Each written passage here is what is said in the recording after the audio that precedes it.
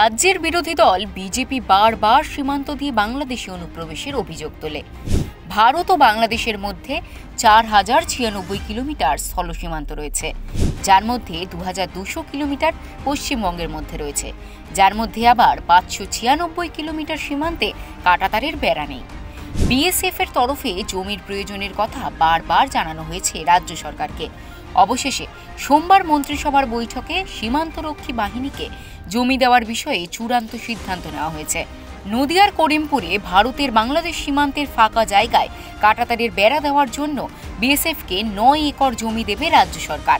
তবে কাঁটাতারের বেড়া দিলেও স্থানীয়দের চলাচলের জন্য একটি গেট তৈরির দাবি জানিয়েছেন গ্রামবাসীরা।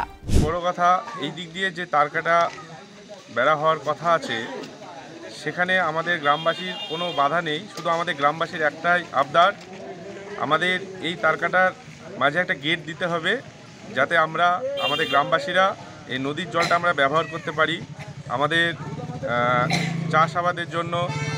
বিএসএফকে জমি দেওয়ার সিদ্ধান্ত নেওয়ায় রাজ্য সরকারকে ধন্যবাদ জানিয়েছেন স্থানীয় তৃণমূল নেতৃত্ব। এবং আমাদের রাজ্য সরকার এই বিভিন্ন এলাকার সমস্যা দেখে আমাদের করিমপুর ওয়ান ব্লকে প্রায় 9 একর জমি দিয়েছে এই গেটের সুবিধার্থে।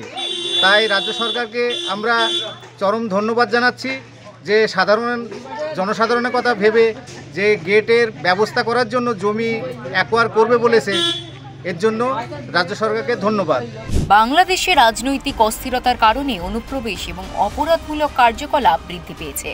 কাঁটাতারের বেড়া দেওয়া হলে তা অনেকটা কমবে বলে মত স্থানীয় মানুষজনের। নদিয়া থেকে সুরজিৎ দাসের রিপোর্ট, ওঙ্কার বাংলা।